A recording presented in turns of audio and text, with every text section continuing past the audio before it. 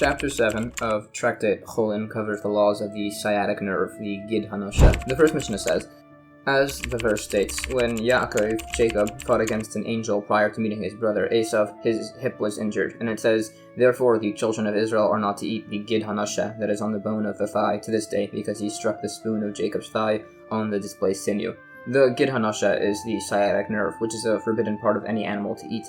This applies both inside and outside of Israel, both when the temple does and does not exist, to unconsecrated and consecrated animals, to wild and domesticated animals, to both the right and left leg, although it does not apply to birds as their leg is shaped differently. It's a debate if this applies to an animal fetus, along with if its forbidden fats are allowed. Rabbi Meir says, as the sciatic nerve is so complex to remove, we don't trust that butchers remove it properly, while the sages say we can trust that they remove this, and also forbidden fats. The Gemara says, we specify that this obligation to remove the sciatic nerve applies to consecrated animals. This is a bit obvious, so it's explained to teach that if a consecrated animal has a child, its consecration and the prohibition of the sciatic nerve take effect simultaneously when it's a fetus. This would be according to the disputed point that the sciatic nerve must be removed from an animal fetus. However, it is suggested that as the fetus's sinews only develop after its limbs, its consecration should technically come first. So it answers that's true, but the sciatic nerve prohibition still takes effect simultaneously, as it's stricter in that it applies to everybody in the world.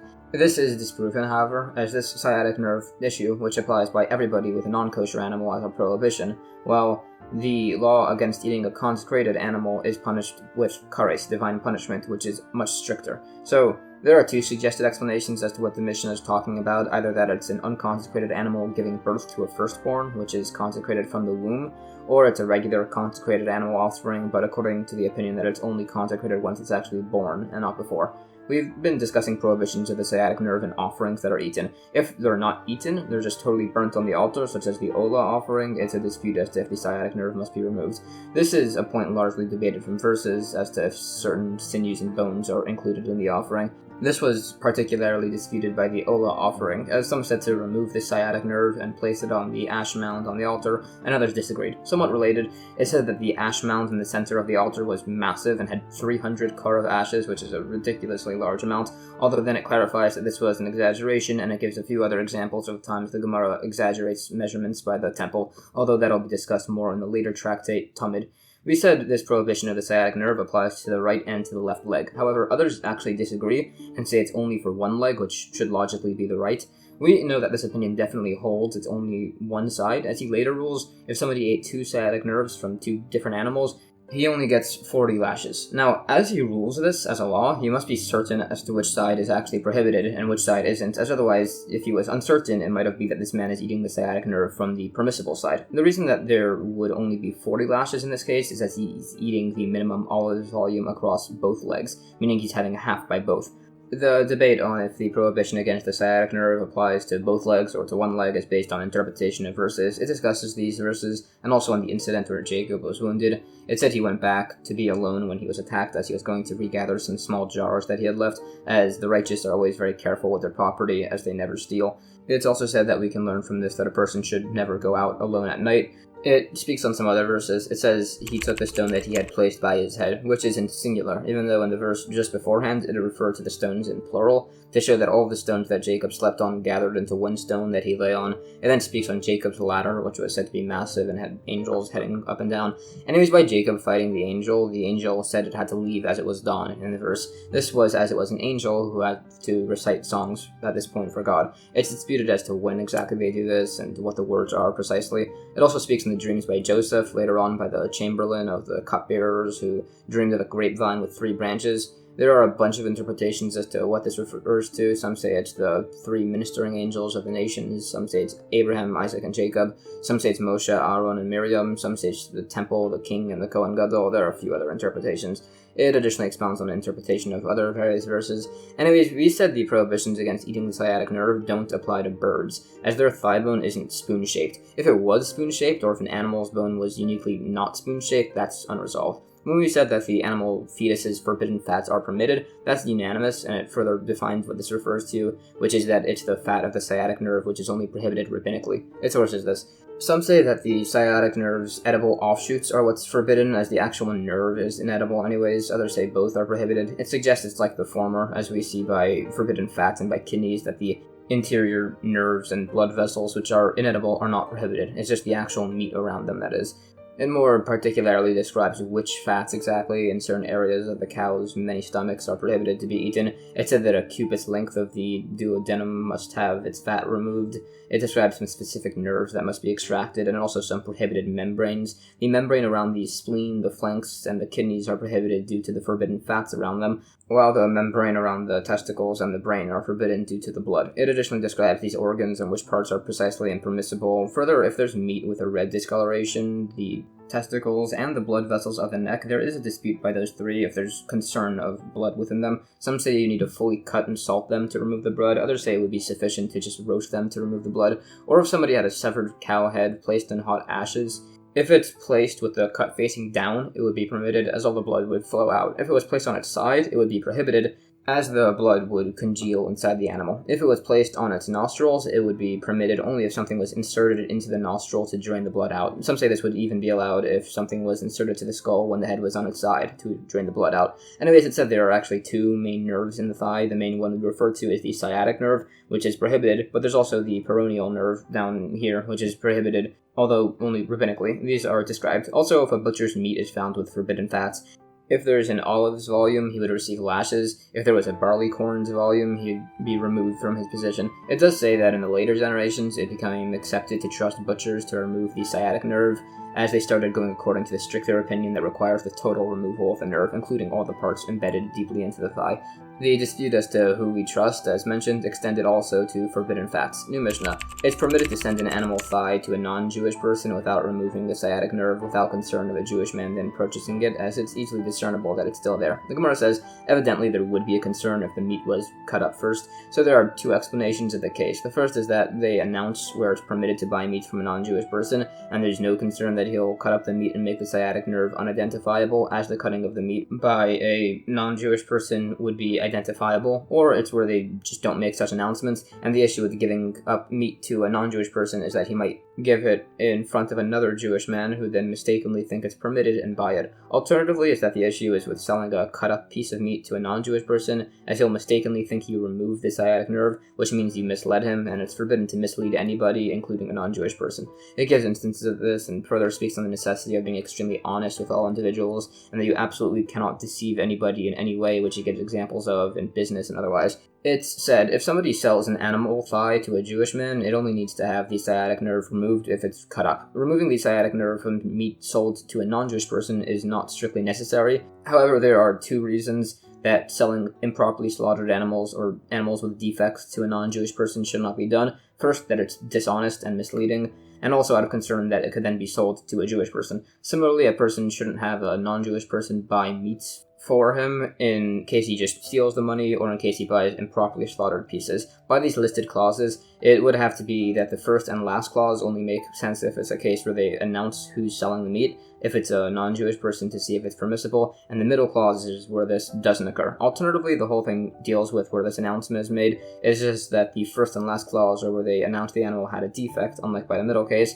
Alternatively, it's that all the cases are where they don't announce whether it's prohibited to buy meat from certain people. It's just that there was a general prohibition made against selling meat to non-Jewish people out of concern that if it was done in the presence of a Jewish person, then they'll wind up purchasing it from him. It describes the process of making these announcements as to which meat vendors were allowed. It discusses some particular cases. In fact, it said that once meat is out of sight, it's prohibited, out of concern that it was switched by an animal with non-kosher meat. This does not apply by a non-Jewish vendor who would take care to not allow such a thing. Some say if somebody found raw meat in a city, we say it's kosher based on the majority of the city's butchers. If it's cooked, it goes by majority of those in the city that eat meat. Evidently here in this case, there would be no concern of a raven having swapped the meat out, as somebody was watching the meat from when it fell until when it was found.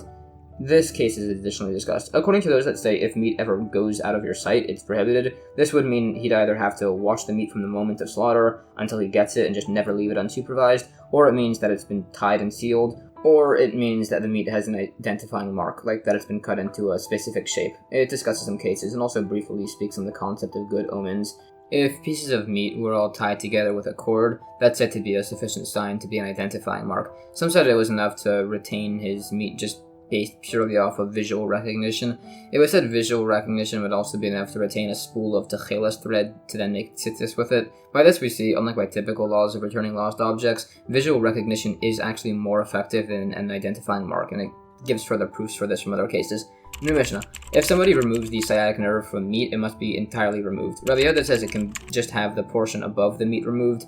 If somebody eats an olive's volume of the sciatic nerve, there's 40 lashes. If he ate the whole thing, even if it was less than an olive's volume, there's still lashes. If somebody eats an olive's volume of a sciatic nerve from one leg and also from the other leg, he gets 80 lashes, but Rabbi Yehuda says he only gets 40. The Gemara describes an incident of somebody removing the sciatic nerve and disputes if he did it in accordance with Rabbi Yehuda or not, as if he just removed the biblically required section or everything, even what's rabbinically required. Some say that the prohibited portion of the sciatic nerve is only what lies on the spoon-shaped part of the upper thigh bone.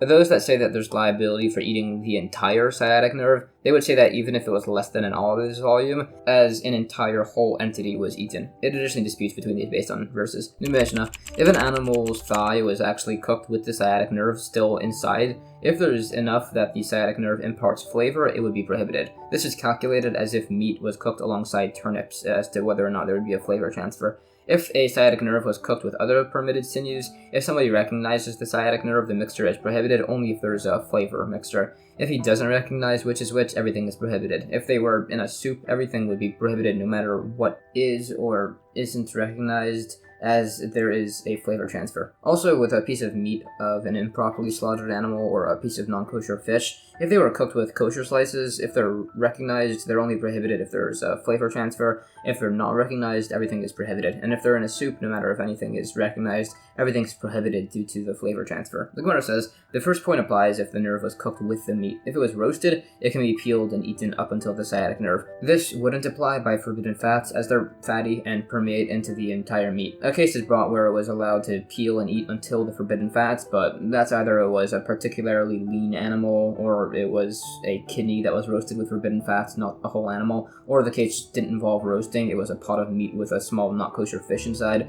so they had a non-Jewish cook taste it to see if there was a flavor transfer. Based on this, we see by forbidden mixtures of meat and milk, we can rely on a non-Jewish cook to see if there was a flavor transfer as to if they're forbidden. Essentially, to clarify, if a food is mixed with a different type of food, it's known if it's not kosher based on if there's a flavor transfer, and if a food mixes with its own type, so you can't tell the difference via the taste, or just generally if there's no one you can have to taste the food, then the forbidden mixture is nullified by a 60th. It brings cases of this. Regarding a forbidden food being nullified by a 60th, this measurement would include the soup it's mixed in along with the sediments, the permitted pieces, and the pot. Although some say this means the actual pot is included in the calculation, and others say it just means the foods that are absorbed into the pot that are included. Some say all forbidden foods have their nullification and mixtures calculated by as if they were an onion or a leek, which impart taste stronger than any other food. Anyways, the sciatic nerve is nullified in a mixture of 60 times itself, excluding the actual sciatic nerve. An udder, however, is nullified by 60 times, including the actual udder,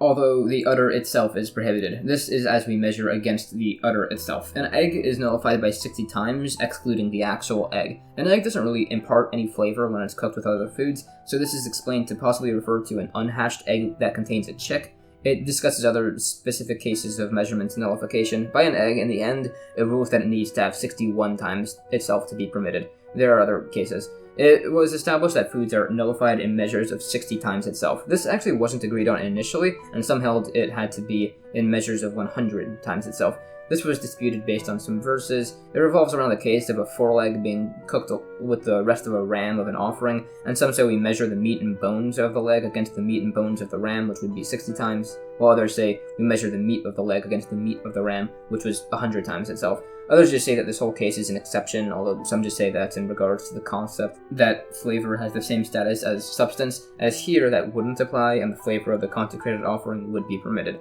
This case is additionally discussed, and it further disputes the concept that nullification occurs in mixtures of 100 as opposed to 60. It disputes this from some additional laws of tithes and discusses several particular food mixtures. We said if the sciatic nerve is mixed with meat, it imparts flavor like meat to a turnip. This is explained to refer to turnip leaves. Also, this is just unlike the opinion that says sinews don't impart flavor, which was a disputed point, although in the end it holds that sciatic nerves do not impart flavor. The reason a sciatic nerve is not nullified when mixed with the other permitted sinews, as mentioned earlier, it's a complete entity, so it's too significant. Similarly, a prohibited slice of non-kosher fish isn't being nullified when it's mixed with other pieces, as it's significant, as it's fit to be served by itself to guests. So there's both of those reasons, by the fish and by the sciatic nerve. There is a concept quoted that if a non-kosher slice of meat is mixed with 60 times itself, it's nullified, as mentioned. However, if it imparts flavor to a permitted slice, that piece itself becomes impermissible, which then makes the greater mixture prohibited, as it's no longer 60 times itself. This is where the forbidden piece was originally separated, but this still works even if it wasn't, as it's a mixture of food with a different type of food, and in such a scenario we ignore all the like types of food, and it would then require all of the other foods in the pot on their own to equal over 60 times to nullify the forbidden piece itself. New Mishnah. The prohibition against the sciatic nerve applies to kosher animals, and it's a debate if it also applies to non-kosher animals. Some say yes, as when the law was given towards Jacob, that was before the laws of kosher even existed. Others say no, as these laws of the sciatic nerve were stated by Mount Sinai with the laws of kosher. It was just written way earlier in the Torah at its relevant spot. The Gemara says, this opinion which says that the sciatic nerve of a non-kosher animal is prohibited evidently holds that a prohibition can take effect on a pre-existing prohibition. It debates if he holds this principle from a bunch of other discussions regarding these laws of the sciatic nerve. In fact, if somebody actually ate the sciatic nerve of a non-kosher animal, one opinion would say he gets 2 sets of lashes for eating of a non-kosher animal and for eating a sciatic nerve, while others say he would be entirely exempt, as he holds the verse implies an exemption by non-kosher animals entirely. If somebody eats the sciatic nerve of a kosher animal that was improperly slaughtered, some say there would be 2 sets of lashes, others say just 1. It is, however, agreed, if somebody eats the sciatic nerve of an olah offering, or of an animal that was condemned to be stoned, he's liable for 2 sets of lashes. Evidently, the opinion which said there was 1 set of lashes by the first case holds that a prohibition can take effect on a pre-existing prohibition, but an inclusive, stringent prohibition won't take effect over a pre-existing prohibition. It tries to figure out who holds like this based on some other discussed cases. It discusses these regarding principles of Shabbos and Yom Kippur and similar. We said an opinion that the obligation to not eat the sciatic nerve was actually brought by Mount Sinai, but was mentioned much earlier in the Torah as it was relevant over there. It additionally expounds on this concept. Similarly, there's a dispute as to whether the prohibition against eating the limb of a living animal applies to non-kosher animals. It disputes this between verses, which are then additionally discussed. Also, it's mentioned that this whole dispute applied by Jewish people. By non-Jewish people, everybody agrees that this prohibition against eating the limb of a living animal applies to all animals, kosher and non-kosher. This is additionally sourced. Also, it mentions the prohibited minimum of such a limb would be like all other eating prohibitions in olives volume. It's also taught that a small amount of flesh plus sinews and bones that equal an olive's volume would not incur lashes for its consumption. It mentions similar cases, and also if somebody eats an entire live kosher bird, some say there'd be liability for this even if it was under the volume of an olive, as it's ready for division into limbs. Others seem to say it goes by his intent, as to if he's looking at the bird as one entity, or as a collection of limbs, essentially. Anyways, it cites the verse sources for the fact that flesh from a living animal cannot be eaten, and the particular violations this would incur. For instance, based on these, depending on the verse, if somebody eats the limb of a living animal and the flesh of a living animal, some say this is 1 violation, others say it's 2, or if somebody eats the flesh of a living animal and the flesh of an animal with a defect, it's a debate if this is 1 or 2 violations. If somebody eats the limb of a living animal and the flesh of an animal with a defect, everybody agree that's 2 liabilities. Others dispute this last one, and there's some further discussion. Or if somebody eats forbidden fats that were detached from a living animal with a defect, some say that's 2 violations, some say that's 3. This disagreement would be where the animal was injured at birth, as some hold that an animal is ready to be divided into limbs while it's alive, meaning all of these prohibitions of forbidden fats, eating living limbs, and defects would apply, although others say it's not ready to be divided when it's alive, so only the prohibitions of forbidden fats and defects apply, not eating living limbs. Alternatively, it's that everybody agrees that an animal, while it's alive, isn't ready for division into limbs. They just disagree as to whether the prohibition of living limbs can take effect on top of the prohibition against forbidden fats. Or, alternatively, it's that everybody agrees that while an animal is alive, it's ready to be divided into limbs, and the dispute is where it got the defect afterwards, and it's as to whether the prohibition of a defect can take effect on top of the pre-existing prohibition against eating the limb of a living animal. It's said if somebody splits an olive-sized piece of the limb of a living animal and eats both halves separately, there's no liability. If this was done inside of the man's mouth, there would be liability. Others say that's a dispute, as both ends went down his throat, although others say not, as the olive's volume must enter his stomach at once, and according to this last view, that the only way it'd really be possible to be liable for eating the limb of a living animal, as people chew food food, so they're never actually eating a full olive's volume unless they swallow a small bone, for example, which would be the only way that would be really possible there. Others disagree with all of this and say even if the volume is divided outside of the mouth, there's still liability, as the divided proximity doesn't really count as a factor here. There's a dispute if the olive's volume includes what's stuck in somebody's teeth. If somebody ate half an olive's volume of a forbidden food and then threw it up and then ate another half, it's a dispute based on if we go by what's benefited the stomach or the throat as to what's considered eating. It's said he would be liable as it goes by what's in somebody's throat. And that's the end of chapter 7.